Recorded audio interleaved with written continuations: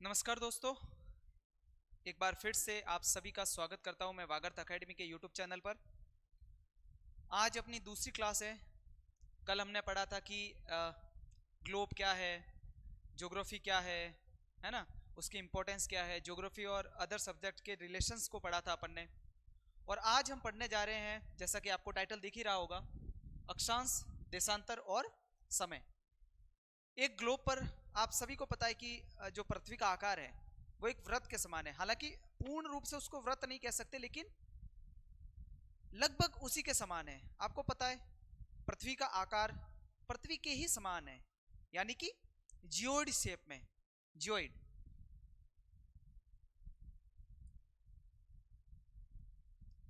तो भू आप कहते हैं जिसको, है ना।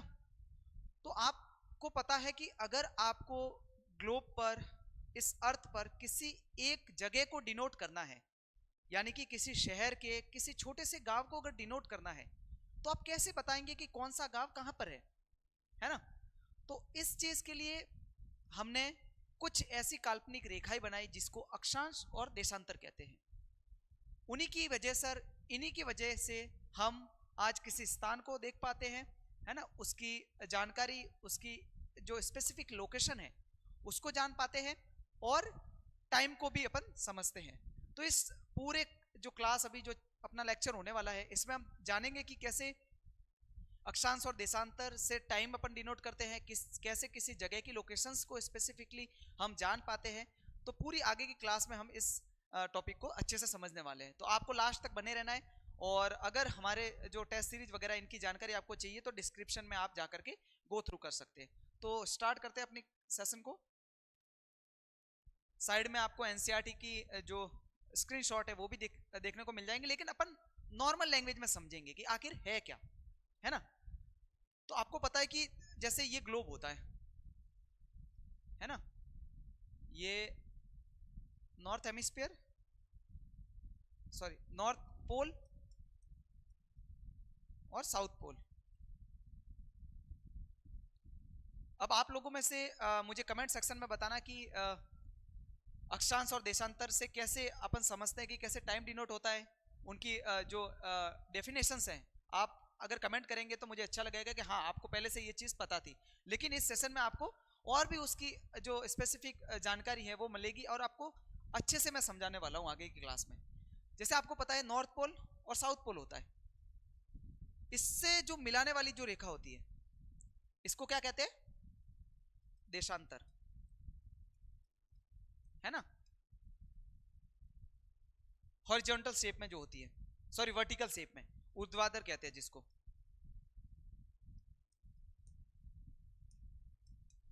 और जो ईस्ट टू वेस्ट होती है इनको कहते हैं अक्षांश। मैं हट जाया करूंगा अगर आपको नहीं दिखेगा तो। नॉर्थ और साउथ पोल को मिलाने वाली जो काल्पनिक रेखा है उनको तो कहेंगे अपन देशांतर, और जो पूर्व से पश्चिम की तरफ जो रेखाएं हैं उनको कहेंगे हम अक्षांश। देखो, अब समझने वाली बात है कि ये कैसे इनकी डिग्रीज या फिर कैसे इनको मापा जाता है। अपन सब जानते हैं कि जो अक्षांश है वो हर एक डिग्री पे बना हुआ है, जैसे कि 1 degree, 2 degree, 3 degree, 4 degree, 5 degree, ऐसे कर कर ये कितनी है? 90 डिग्री। इधर भी 90 डिग्री। लेकिन कुछ चीजें आपको मैं बताना चाहूंगा कि अक्षांश और अक्षांश की रेखाएं ये दो अलग चीज है। यानी कि अक्षांश तो नॉर्थ में भी 90 है और साउथ में भी 90 है। कितने हुए? 180 प्लस एक विषुवत रेखा जो 0 डिग्री है। तो अक्षांश तो टोटल हो गए 181।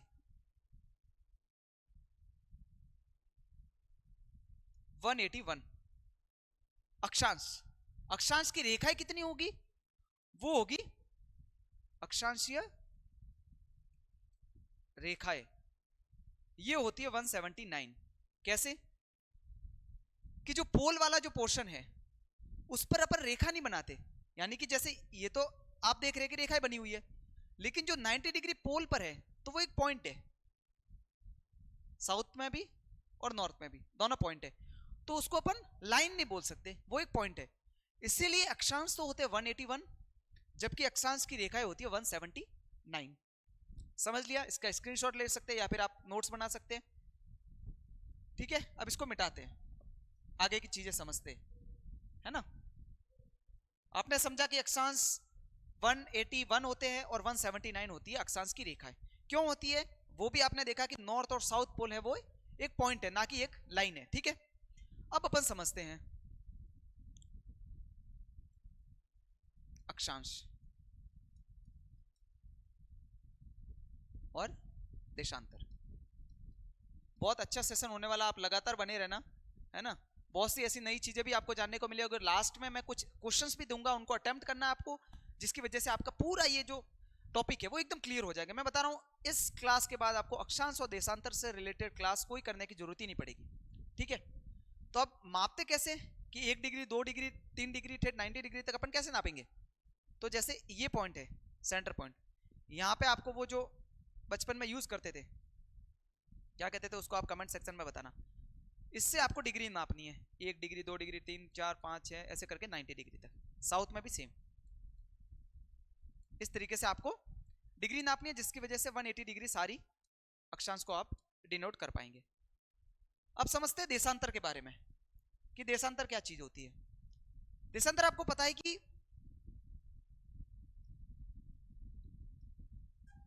नॉर्थ टू साउथ है ना, पूरे ग्लोब पर ऐसे फैली हुई है। सारी देशांतर सेंटर जो नॉर्थ और साउथ पोल है वहां पे जाके मिल जाती है एक सेंटर पॉइंट पर। तो आप लोगों को पता है कि अक्षांशीय रेखा जिस तरीके से समानांतर होती है, यानी कि 1 2 3 4 ये कभी किसी से मिलती नहीं है ना। इन दोनों का कंपैरिजन में भी मैं लास्ट में बताऊंगा कि कैसे ये एक दूसरे से अलग है, इनके बीच में क्या कंपैरिजन है, क्या तुलना हो सकती है, एक पूरी सारणी से आपको बताऊंगा तुलनात्मक रूप से। तो देशांतरीय रेखा एक सेंटर पे मिल रही है, इसका मतलब क्या है, दोनों के बीच में गैप धीरे धीरे जैसे साउथ और नॉर्थ पोल की तरफ अपन जाएंगे तो दोनों के बीच में जो डिस्टेंस है वो कम होता जाएगा, जबकि अक्षांश के मामले में ऐसा नहीं है। यानी कि हर अक्षांश के बीच का जो डिस्टेंस है ना वो लगभग समान होता है। हालांकि नॉर्थ की तरफ और साउथ की तरफ जब हम बढ़ेंगे पोल्स की तरफ तो थोड़ा सा मार्जिन आ जाता है, लेकिन यहां पे अपन देखेंगे तो जो विषुवत रेखा है 0 डिग्री, यहां पर जो देशांतर, दो देशांतरों के बीच डिस्टेंस है, ये डिस्टेंस है ना, ये सबसे हाईएस्ट होती है। वो आप देख लेना एक बार गूगल करके कि 111 पॉइंट कुछ किलोमीटर होती है, आप देखना, है ना। ये आपका काम है, आपका होमवर्क है। 111 पॉइंट कुछ और किलोमीटर होती है। जबकि अपन जब जैसे नॉर्थ और साउथ पोल की तरफ जाएंगे ये डिस्टेंस सिकुड़ता जाएगा, है ना, और दोनों पोल्स पे 0 डिग्री यानी 0 किलोमीटर, उनके बीच में डिस्टेंस बिल्कुल खत्म हो जाता है। ठीक है, अपन ने ये समझा।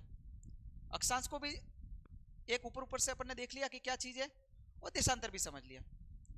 अब दोनों को मिला के फिर देखते हैं कि किसी स्थान को कैसे देखते हैं और किसी जगह के टाइम को भी अपन चैप्टर के लास्ट में अपन देखेंगे। जैसे मान लो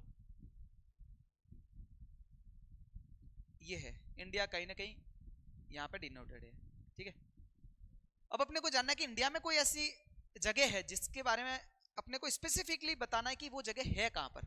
तो अपन क्या करेंगे, एक अक्षांशीय रेखा और एक देशांतरीय रेखा, ये दोनों जहां पे क्रॉस करेगी हर 1 डिग्री पर, है ना, उसकी क्या होगी, एक अक्षांश होगा, एक मतलब कहते हैं कोऑर्डिनेट होगा, कोऑर्डिनेट कहते हैं इसको। जहां अक्षांश और देशांतर दोनों मिल जाती है ना वहां पे कोऑर्डिनेट होता है। उसको कैसे डिनोट करते हैं अपन, कैसे जानते हैं, जैसे कि 20 डिग्री 3 मिनट और 5 सेकंड, ये कोऑर्डिनेट है। ये अपने को बता रहा है कि इस जगह पे मान लो ये वाली स्थान है, और कुछ दूसरा कोऑर्डिनेट हो रहा तो वो यहां पर है।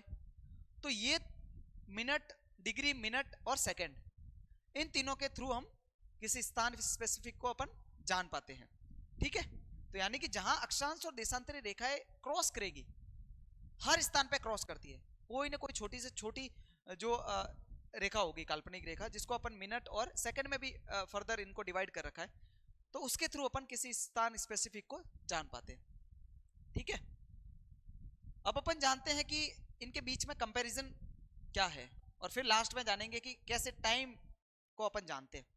ठीक है, ये आपको पूरा दे रखा है, हालांकि ज्यादा साफ तो नहीं है पीडीएफ, लेकिन आपको डिस्क्रिप्शन में ये पीडीएफ एनसीईआरटी की स्क्रीनशॉट्स है, उनको आपको प्रोवाइड करा दी जाएगी।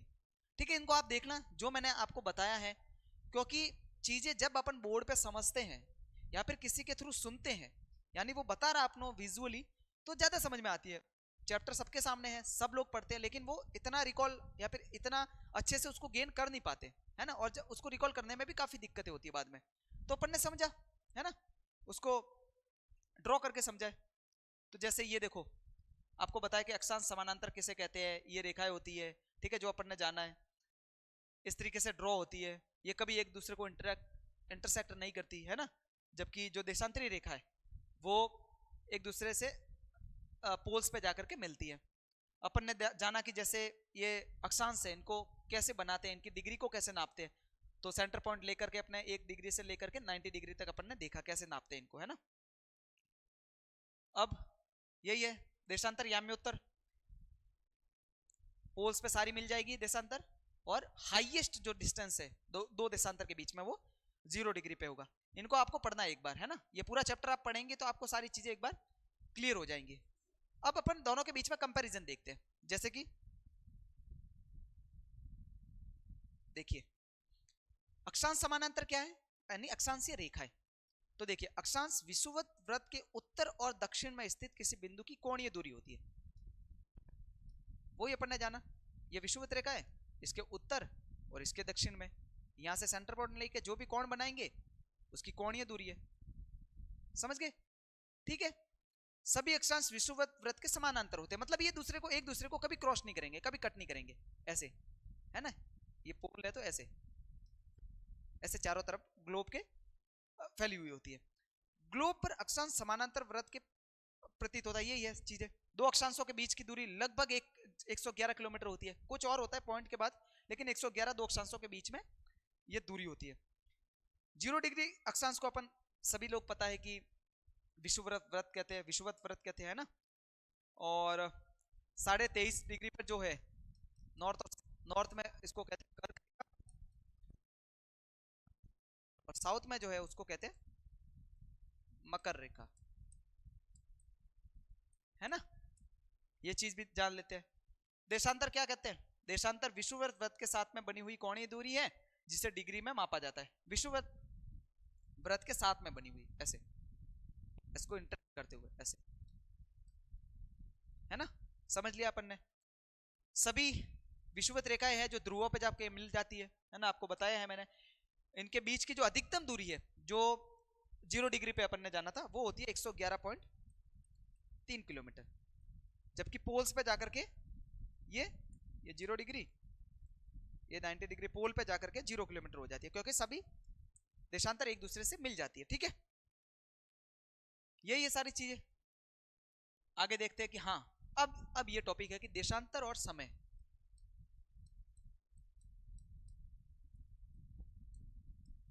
समय कैसे डिनोट करते हैं। टोटल देशांतर कितने हैं, 360, है ना, क्योंकि एक वृत्त का मान भी 360 होता है, तो 360 देशांतर रेखाएं खींची जाती है हर एक डिग्री पर। ठीक है, अब मान लो किसी जगह जैसे 0 डिग्री जो देशांतर है वहां पे मान लो 12 बजे, तो समय कैसे डिसाइड करेंगे किसी दूसरी जगह का, उससे 90 डिग्री जो देशांतर याम्योत्तर है वहां का टाइम क्या होगा। तो आपको पता है 1 डिग्री जो देशांतर है उसको 4 मिनट में बांटा जाता है, जैसे कैसे मापा है इन्होंने, 360 देशांतर है, ठीक है, 1 घंटे में मिनट कितनी होती है, 60, कितनी हुई, 6 घंटा, मतलब 360 देशांतर को क्रॉस करने में 6 घंटे लगेंगे। ठीक है, तो एक देशांतर को क्रॉस करने में कितने लगेंगे, 1 मिनट, इरेज करते हैं। बताइए, ठीक है।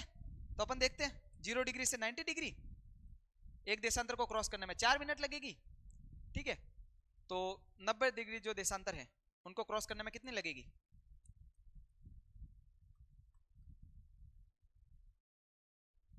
360 मिनट, यानी कि 6 घंटे।